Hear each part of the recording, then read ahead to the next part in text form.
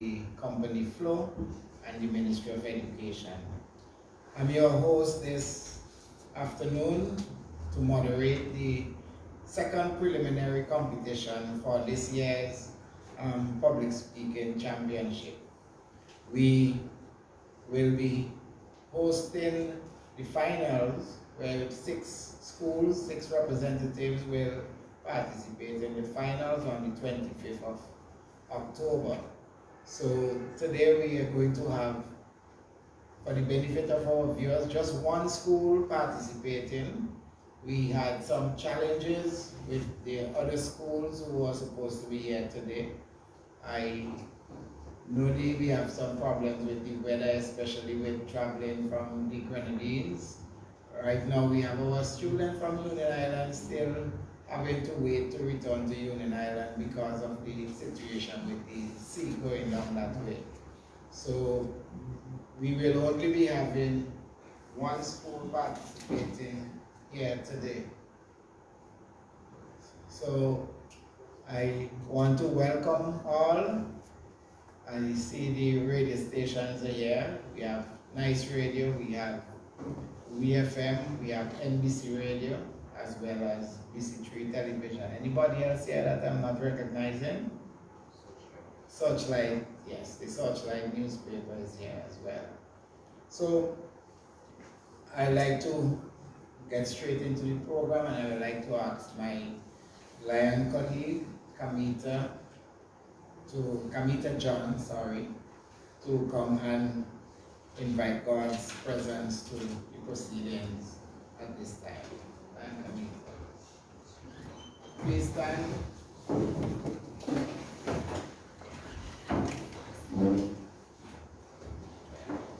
Bow heads and close eyes.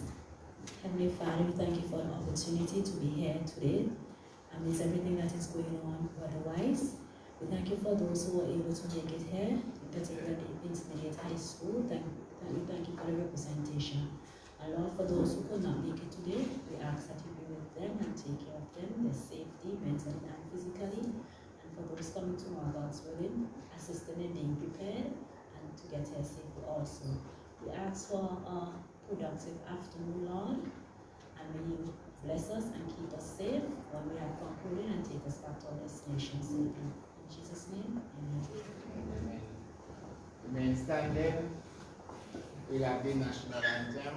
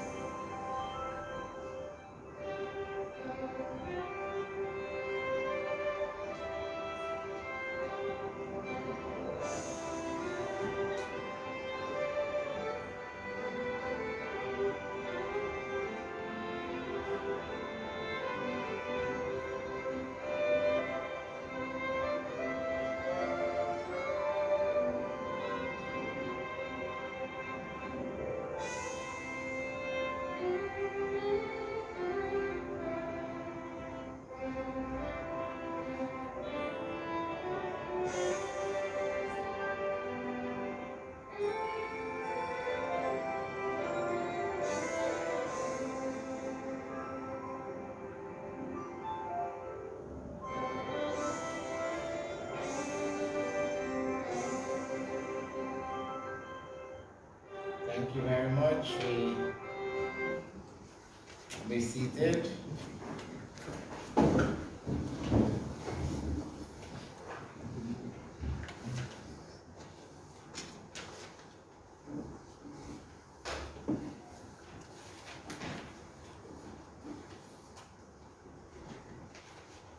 So let me officially now welcome one and all to the second preliminary for the Lions Club South Flow sponsored National Secondary School Public Speaking Competition.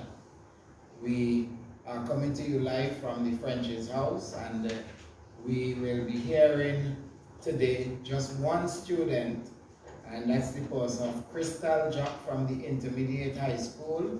Crystal, will be here to speak and represent our school. And our topic for today,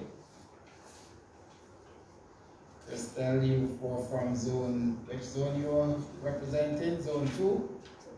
Right, so your topic will be the independent role of civil society is fundamental to any functioning democracy. It is alarming the extent to which civil society institutions are dwindling in the region. Actually, you are not going to have any other school competing with you on that topic. So certainly the judges will be looking for your presentation in the 4 broad areas for competition, which is your manner, your language, your poise, and the other areas that we recognize that you should be able to compete and propel yourself beyond the others who spoke on other topics. So I want to recognize that this competition has been taking place, hosted by the Lions Club South in collaboration with Flow, Line B previously, Cable and Wireless even before that. Since 1996 we have been hosting this competition, and we have seen some outstanding Vincentians coming through public speaking, going on to serve in distinguished capacities across the nation and in fact across the region. The Lions Club, this is one of our signature projects. We involve ourselves in a number of other activities across the nation. I know on the 29th of October we are going to restart our barbecue. We remember long ago we used to have a barbecue at the Sunset Shows. For people like Dr. Fraser will recall that. I don't know much if Ronnie been in and out of the country. But we are going to have that barbecue once again at the Sunset Shows Hotel on the 29th of October this year. We already planted over 750 trees up in the Montreal area. We have been doing that every year as part of our program for World Earth Day. We keep going to Montreal and replenish the forest in that area because a number of people rely on the Majorca water system, and the forest being depleted was affecting the water supply from that area. So the Lions Club has decided to go to the Montreal area and try to reforest. Other organizations have done that as well. So we are part of that global community, not just talking on topics, but actually doing something to save the environment and to stem the demise of the impact of climate change. So we continue to do those kind of works and many others. Most recently, you would have heard the Lions doing a lot in respect to the response to the volcano eruption. And we ran a warehouse, we distributed to thousands of families food supplies, clothing, medical supplies, and other stuff to Vincentians across the nation. We collaborate with other organizations in undertaking other kinds of projects, health-related issues. We raise our money, most of our funds come from our Lotto project at the Heritage Square. So persons who go and buy their 3D and their Lotto tickets at that location, they are contributing towards our financial strength to help us to help others. We have just recently handed over $5,000 to someone who has to get some remedial work on the heart. We have helped persons with kidney problems. Just yesterday I spoke to one of our recipients, and they appreciate the work we do very much. So I just wanted to use this opportunity, since we have been too long, to share a little detail about the work that we as Lions are doing. And we always reach out, and anybody can join the Lions Club. Some people think it is some secretive organization. It is not. It is an organization that has been around for over 104 years. It is an organization started by Melvin Jones, an insurance executive in Chicago. And we spread this organization now spread in over 200 countries. So we are not secretive. The only special feature about Lionism is that you have to be invited to be a member. Anybody can just say, I want to be a Lion. You have to be invited. And even when you are invited, we have to examine you carefully. The fact that you're going to wear our vest and be called a Lion means that you have to make sure that you are not somebody who are involved in antisocial behavior and negative things within our society that could impact on the organization. I know there are many of you out there who might be saying, well, why am I not invited? Maybe we just did not get around to you. So we will at some point reach you. In fact, we have just approved 11 new persons to join our Lions Club. Okay? And we are serving throughout the region. This organization it's global, but we in St. Vincent are part of a part of a zone which started with St. Vincent, Grenada, part of a district which includes Barbados, St. Lucia, Grenada, St. Vincent, and part of a sub-region from the Cayman Islands down to Grenada, and a multiple district from Cayman down to Suriname, which include Guyana, Trinidad and Tobago, and Suriname, as I indicated. So we are a big organization. We do a lot of good work, so we do appreciate the support of the public and the encouragement we give to our young people. I will move on now to say a little bit about the company Flow, because this business, we sometimes take them for granted. We take sponsors for granted at times, in fact. But Flow responded yearly. It costs the company over $30,000 to sponsor public speaking. They require a clap for that. Yeah, over $30,000 to sponsor public speaking, because it's not just the resources they provide to us, it is also the annual scholarship they give to the students who win the competition. They put $6,000 every year into the scholarship fund. So the person who comes in first gets, I think, $2,000, my maths might be good, but they get at least $2,500 scholarship for that for each year. Then the person comes in second, $1,500, and the next person comes in third, $1,000. In addition to gadgets, phone, cell phone, free data for a year or for 6 months or 3 months. And most importantly, the school is going to also get the winning trophy, which is the Lion Michael de Freitas, CMG, Lion Michael de Freitas Challenge Trophy. And the school can apply to Flow, for the winning school that is, can apply to Flow for sponsorship of a project to the tune of $2,500 to implement something at their school. So there's quite a lot of resources going to this competition, and we appreciate the efforts of those teachers who take the time out to support the students and prepare them for this annual competition. I indicated yesterday at the opening that we didn't have the competition last year. It's primarily because of the volcano eruption, because schools were not in session. A lot of the schools were being used as shelters, and that affected us. Even during COVID in 2020, we had public speaking.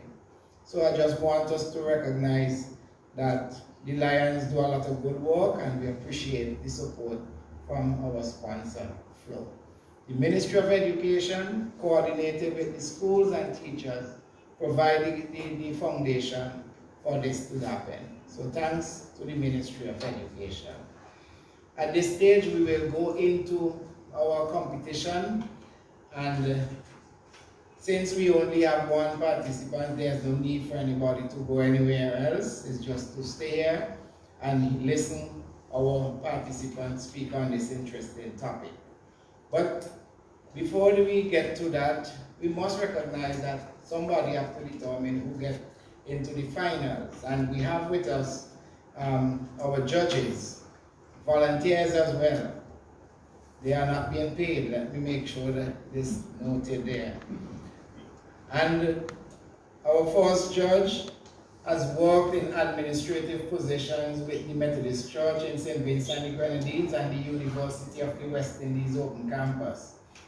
He is a former Secretary-Treasurer of the St. Vincent and the Grenadines Christian Council, has a keen interest in social justice matters and issues related to the development of small island states. He has studied in Jamaica and Ireland. So let us put our hands together and recognize Ronnie Daniel, judge number 1. Judge number 2 is a well-known historian, a weekly columnist with the Searchlight newspaper and a social commentator. He is a retired head of the University of the West Indies Open Campus in St. Vincent and the Grenadines. Previously held the position of graduate teacher at the St. Vincent Grammar School, coordinator of the Glebe Development Project in Barley, coordinator of the Caribbean People's Development Agency, CARIPEDA, which is a regional NGO. He also served as treasurer of the St. Vincent and the Grenadines Teachers Union and president of the St. Vincent Football Federation. Well, it was association then when he was president. He is the author of 6 books and of numerous articles and short biographies. He has lectured widely in St. Vincent and other Caribbean countries. Apart from his degrees up to PhD in history, he also holds a certificate in social development from the Cody Institute of Nova Scotia, Canada. Our distinguished, outstanding citizen, I am honored to present Dr. Adrian Fraser. I saved the best for last. The guys will say, the lady. You know, they just say ladies first. Oh. I mean, they say the ladies are not the best. So, then our third judge, have a working career which began as a teacher, obtaining a teacher certificate with the University of the West Indies in 1996. She studied multimedia technology and design with Brunel University of West London, the United Kingdom, and graduated in 2001. In 2002, she started work with the Ministry of Telecommunication, Science, Technology and Industry as a system analyst. She was assigned to assist with the formulation of the official government website, which was launched in October of 2004, and as well as the intranet in December 2005. She has undergone various training in information technology, project management, operational and developmental change, and leadership training crucial to carrying out her duties. Presently, she is the Director of the Public Sector Reform Unit in the Ministry of the Public Service, Consumer Affairs and Sports. One of her duties is to assist the ministries and departments with various reform initiatives and training aimed at transforming the delivery of quality service throughout the public sector. I want to emphasize this last one before I call her name. The reason I'm emphasizing it because of conversations I had yesterday. One of her duties is to assist the ministries and departments with various reform initiatives and training aimed at transforming the delivery of quality service throughout the public sector. Training alone sometimes can't do it. She can't change you if you're not ready for it. She doesn't hire the public servant, she has to train them. Put your hands together for our third judge, Mrs. Emma Jackson. I am putting you on the spot, Mrs. Jackson. All right, so those are the three judges that are going to be determining the 6 finalists, and then they will go on to decide with another additional 2 judges the final person, the winning persons at the finals on the 25th of October. Today we are going to hear from, as I indicated, from Crystal Jack of the Intermediate High School on the topic, the independent role of civil society is fundamental to any functioning democracy. It is alarming the extent to which civil society institutions are dwindling in the region. And she is going to be speaking on this topic with the aim of getting 20 points for material, 10 points for her manner, 10 points for language, and 10 points for her voice. And then after that, she will go on to engage in impromptu presentation, and the impromptu presentation will be 5 points each for those 4 areas I just mentioned, so a total of 20 points. So Crystal is, let me just brief you that when you come to the podium, you will hear the first bell, and that bell will indicate you will start to speak, right? And when after that, when you reach 8 minutes into your presentation, you will hear a second bell, right? And that means you have 2 minutes to wrap up. So you have that second bell at 8 minutes, and then if you go on to 10 minutes, you will hear a final bell, right? And that's so those are that's the way the bell will go. I just want to indicate to our viewers also that at the preliminaries we'll have some basic guidelines, some rules that each speaker shall deliver 2 speeches, a prepared speech, which is for 10 minutes, and an impromptu speech, not more than 2 minutes. Secondly, for the prepared speech, the speaker shall for a period not exceeding 10 minutes, shall speak for a period not exceeding 10 minutes. I'm repeating, I'm ahead of myself.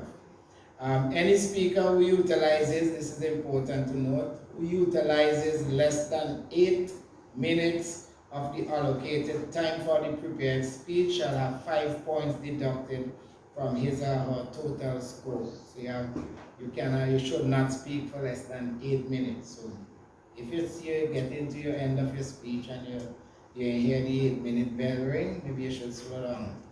That's my strategy, I suggest it. Participants could refer to prepared notes from which they can make their presentation.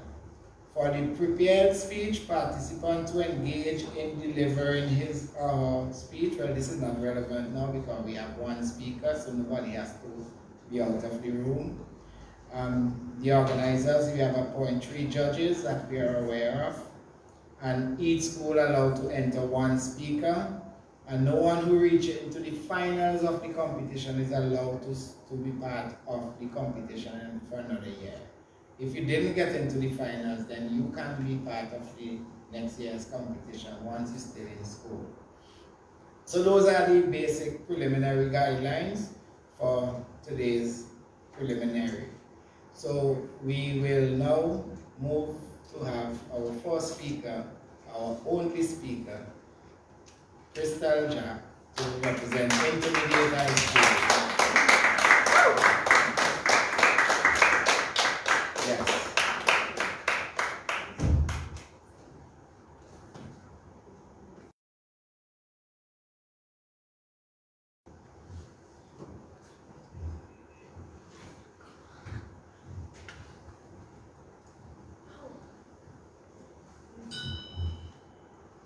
Mr. Chairman, distinguished clients, judges, teachers, my fellow students, ladies and gentlemen, good afternoon. I have been charged with the responsibility of addressing this prestigious gathering of intelligent minds on a topic which causes raised eyebrows and makes faces frown whenever it is mentioned. It is with great pleasure I accept this esteemed honor to speak on the independent role civil society plays in the building and strengthening of democracy in your region. Even though we are witnessing its slow and painful death before our youthful eyes. Mr. Speaker, we are all part of the civil society, one way or the other. And it's on this very fact I will be transforming myself from a mere student to a well-decorated heart surgeon, in hope of restoring life, strength, and vigor to the civil societies of the region.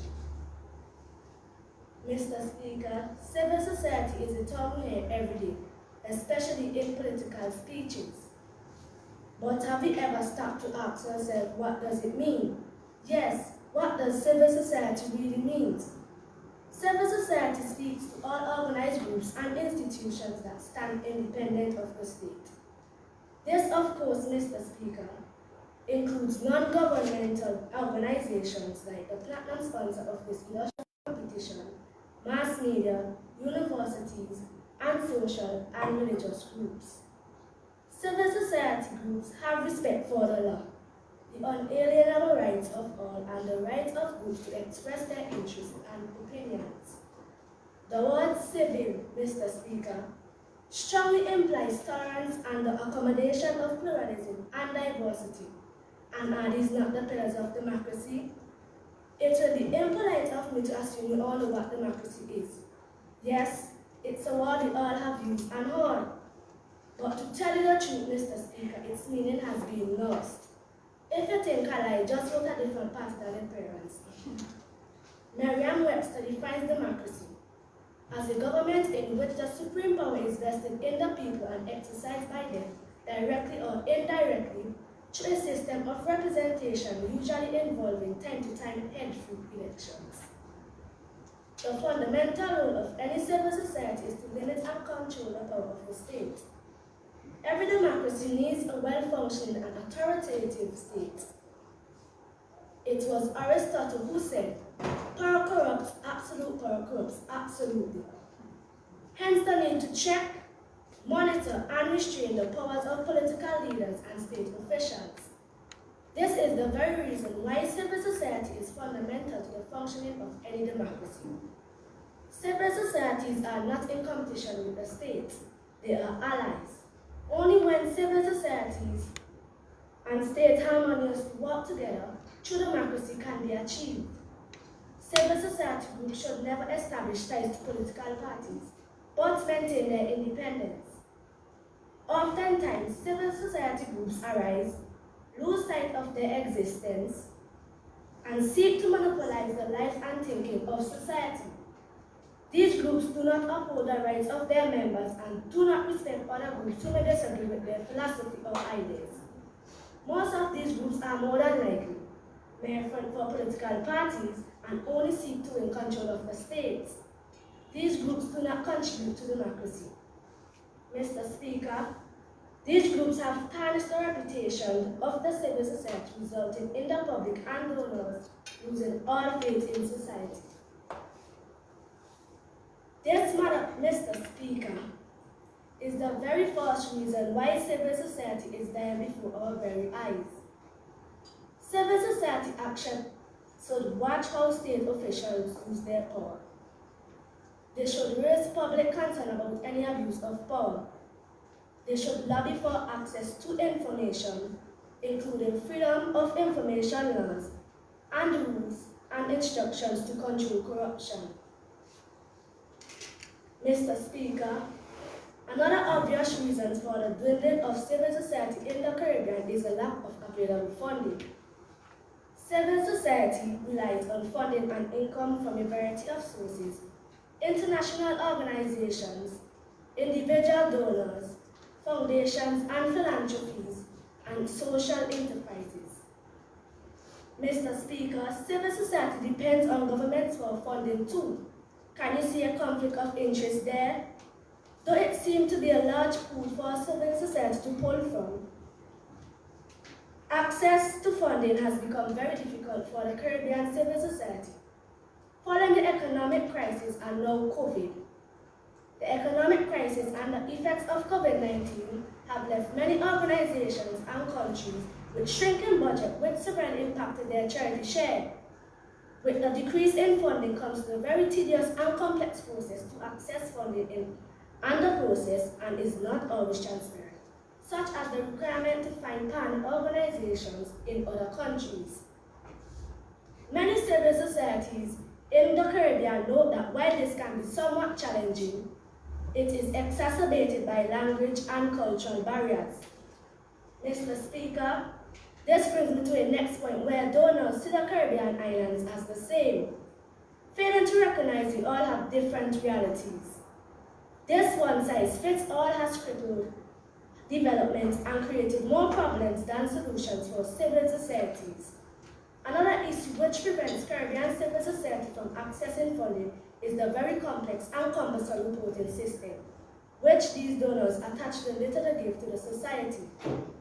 Civil societies often report that drafting successful applications for funding requires highly trained, specialized and experienced staff, which is not always at hand. Many are even available within the public service because the state cannot afford these specialized services on a full-time basis. These factors seem to disproportionately affect smaller organizations and those with fewer resources, as well as volunteer organizations. Funding often comes in short-term projects, and the needed funds for infrastructure and administration is often unavailable. Mr. Speaker, the financial skills needed for reporting on the spending of the grant is often unmatched by the administrative staff of the most civil society organizations in the Caribbean. In St. Vincent and the Grenadines, the constant improvement of the banking and financial laws leads to higher compliance bordered by all civil societies in that blessed country. Another issue is the delay of grants payment, which greatly affects cash flow. Mr. Speaker, most grants offered at this time has geographic restrictions on them, which hardly includes the Caribbean. This is because of the standard of living according to the economic calculations does not reflect the true reality of living in the Caribbean. Many, in particular smaller, civil society organizations have difficulties ensuring their long-term financial sustainability. This appears to be partly due to an over-reliance on single sources of funding, which leads to difficulties when donors shift their priorities or withdraw, and partly due to donors provided funding on a project basis rather than co-funding over general running costs. This results in short-term planning and a lack of long-term strategic thinking. It can also make civil societies reluctant to take action that could jeopardize their relationship with donors, especially when these are government bodies, and places a drain on organizations.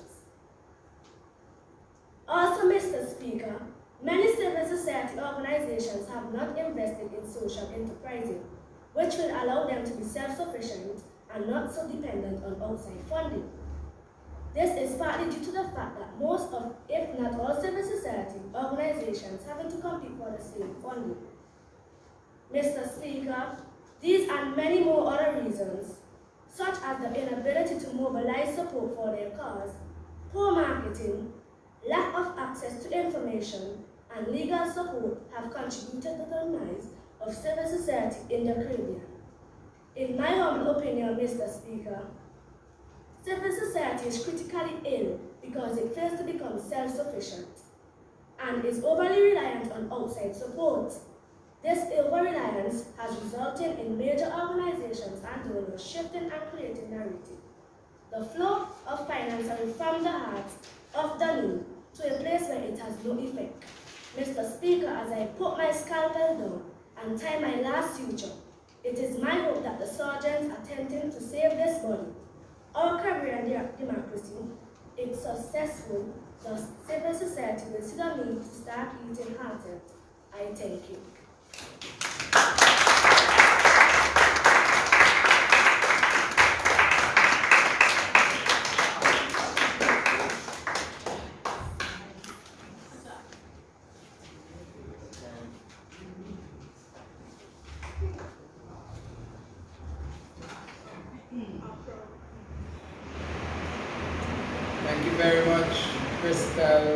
Jack from the Intermediate High School. I see your colleagues, students giving you thumbs up. Thanks once again. Crystal spoke for 9 minutes and 54 seconds. Well within the time limit.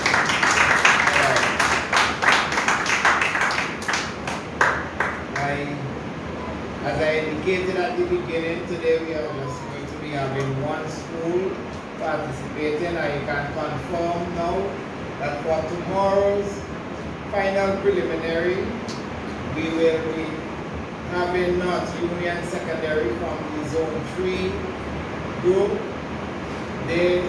Tomorrow, the North Union Secondary will be speaking on the topic that goes like this. Russia's imperial ambition manifested in the Ukraine war with all its ramifications justifies the claim that the Kremlin is the source of all evil. That's the topic. We will hear from the North Union Secondary School, and for those of us who were here yesterday, we did hear, though it was not made public, we did hear from the Georgetown Secondary School speaking on that topic from that zone.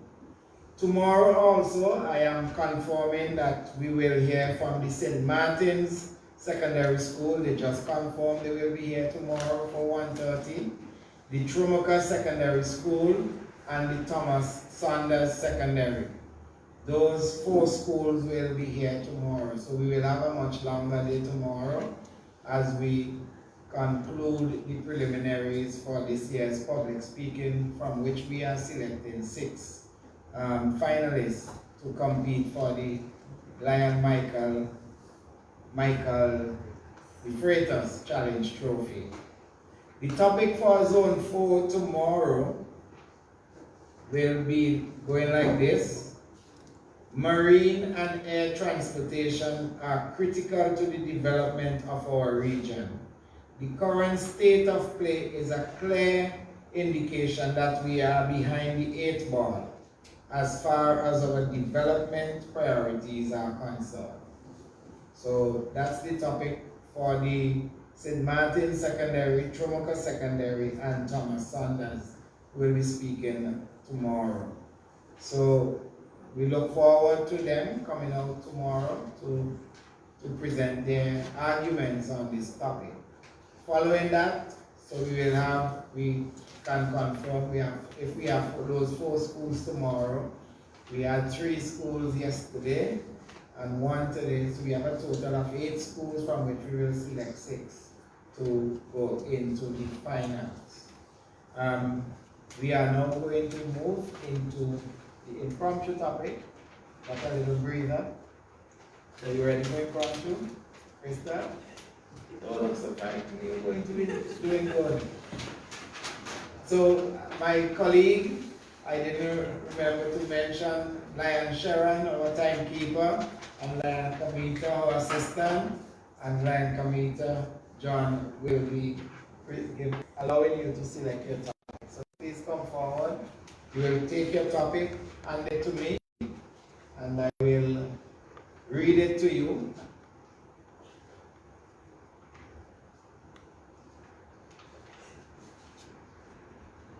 Okay, I'm not going to read it to you as yet. I'm just going to let you know, we'll have a seat still, let you know that when you come, walk with a piece of paper, yes, to make your notes. When you come to the podium for impromptu, you will hear the first bell ring to tell you could go ahead and start making your notes. You have 1 minute to prepare some notes on the topic. Then you will hear a second bell, which will indicate you must start speaking. And then you have up to 2 minutes to speak on that topic that you selected. You don't have to use the 2 minutes. Speak, say what you have to say. You decide how long you want to go. But if you go on to the full 2 minutes, then you will hear a final bell that says it's time to wrap up. So, your topic that you have selected is, and I guess it's a nice topic for you, becoming an adult. Nice. Becoming an adult. And this is the stage where you will be becoming an adult. So that's the topic for impromptu. So you can come forward now and present.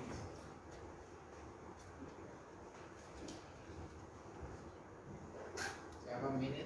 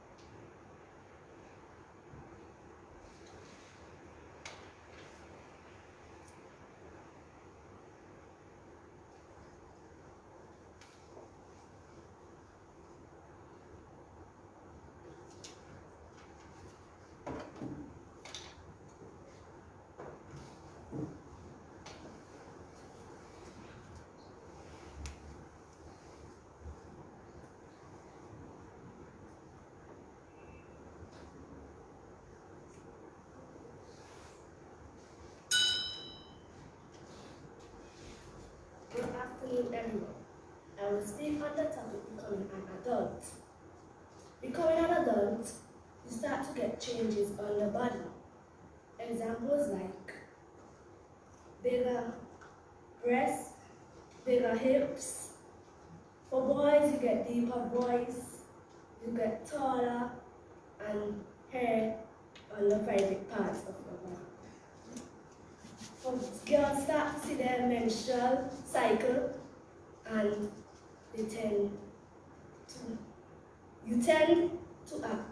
get more mature. I thank you.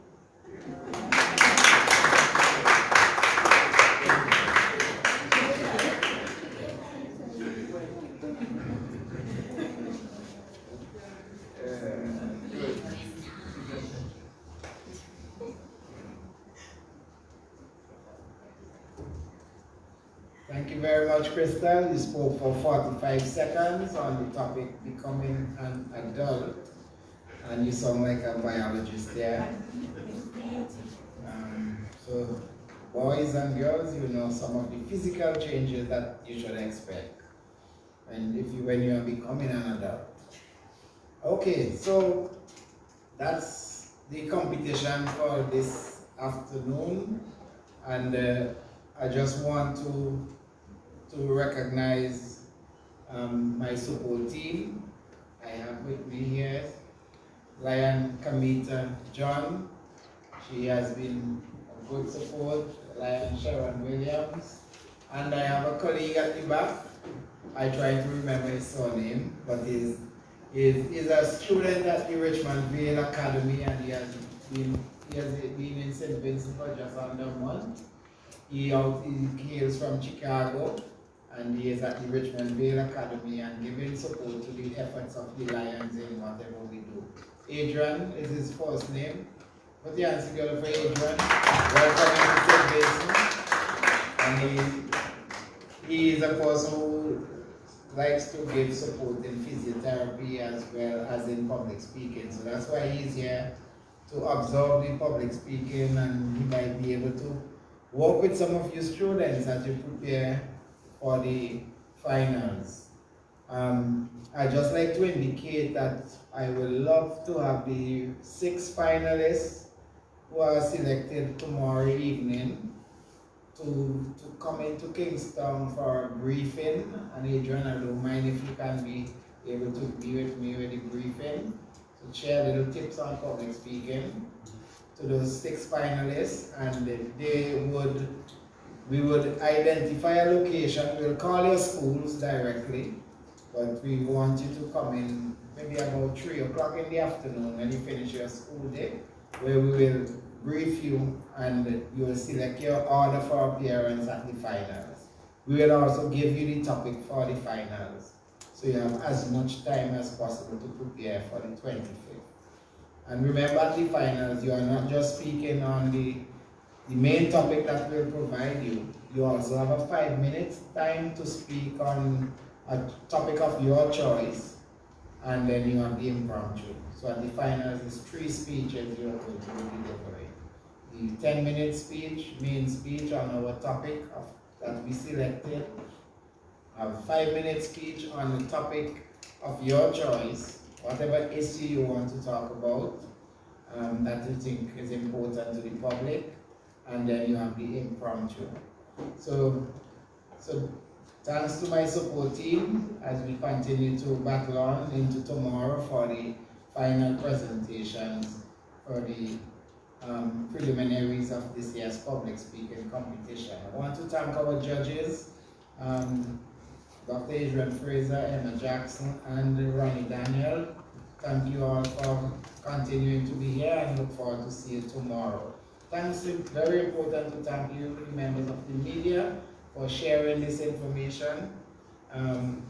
Though we didn't have more than one speaker on this topic, I guess Crystal did well to relay that information to all of you who have followed today.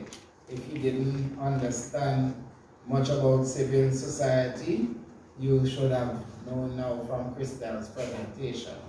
So tomorrow, we will be here in the North Union Secondary School, and they will be speaking on the topic, Russia's imperial ambition manifested in the Ukraine war, with all its ramifications, justify the claim that the Kremlin is the source of all evil. You will also be hearing three other schools, the St. Martin Secondary, Tromuka Secondary, Thomas Saunders.